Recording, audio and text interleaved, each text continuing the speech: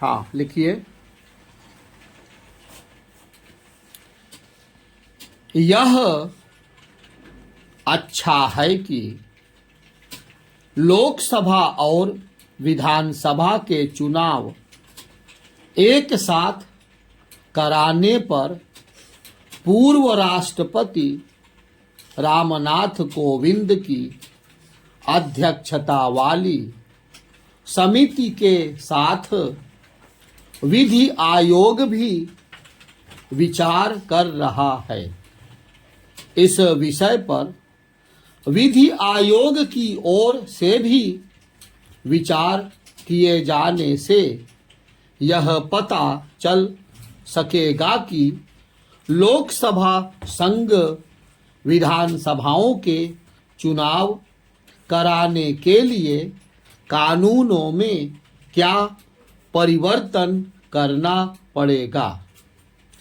एक साथ चुनाव में कोई अड़चन है तो यही कि यदि केंद्र या राज्य सरकार 5 वर्ष का कार्यकाल पूरा करने के पहले गिर जाती है तो क्या होगा।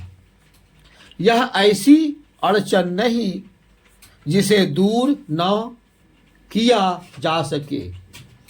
एक साथ चुनाव के सुझाव पर विपक्षी दलों की चाहे जो आपत्ति हो, इसकी अनदेखी नहीं की जा सकती कि 1967 के पहले लोकसभा और विधानसभाओं के चुनाव एक साथ ही होते थे। एक साथ चुनाव के विचार का विरोध करने वालों को इससे भी परिचित होना चाहिए कि ओडिशा और आंध्र प्रदेश विधानसभाओं के चुनाव लोकसभा चुनाव के साथ ही होते हैं। इस विचार के विरोधी यह जो तर्क देते हैं कि एक साथ चुनाव कराने से जनता के समक्ष दुविधा पैदा हो सकती है, उसमें इसलिए कोई दम नहीं क्योंकि ओडिशा और आंध्र के मतदाता यही प्रकट करते चले आ रहे हैं कि उन्हें लोकसभा संघ विधानसभा चुनावों में कोई समस्या नहीं।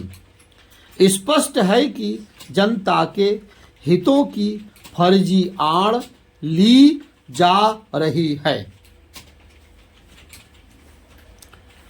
जो भी दल एक साथ चुनाव का विरोध कर रहे हैं वे वस्तुतः जनहित और देशहित से अधिक महत्ता अपने संकीर्ण राजनीतिक हितों को दे रहे हैं। यह किसी से छिपा नहीं कि रह रहकर होने वाले विधानसभा चुनाव जनकल्याण और विकास के कामों में बाधा खड़ी करने के साथ किस तरह देश के संसाधनों के लिए बोझ भी बनते हैं। यह एक साथ चुनाव के विरोधी प्रायः यह दलील देते हैं कि ऐसा करने से क्षेत्रीय दलों को नुकसान होगा। यह दलील भी खोखली ही है क्योंकि ओडिशा और आंध्र प्रदेश ने यह मांग नहीं की कि लोकसभा और विधानसभा के चुनाव अलग अलग कराए जाएं।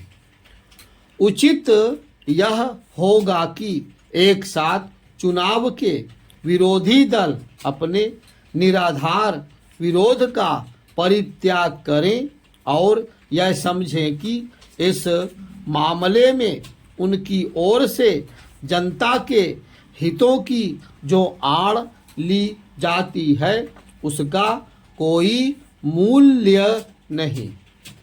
वे आम जनता से पूछेंगे तो वही जवाब मिलेगा जो ओडिशा और आंध्र प्रदेश की जनता का रहता है। कुछ दल जनता की आड़ लेकर ईवीएम का भी विरोध करते हैं, लेकिन तथ्य यही है कि आम लोग मतपत्रों के जरिए चुनाव के पक्ष में नहीं। एक तो उन्हें ईवीएम पर यकीन है और दूसरे वे इससे भी अवगत हैं कि मतपत्रों से चुनाव में किस तरह धांधली होती थी। एक साथ चुनाव और ईवीएम पर राजनीतिक दल अपने कार्यकर्ताओं की आवाज को जनता की आवाज बताकर देश को गुमराह करने का ही काम कर रहे हैं। चला वही लिखा गया, कहीं छूटा है कहीं कहीं आपका आगे का सब लिखा है। पूरा नहीं चला ठीक से।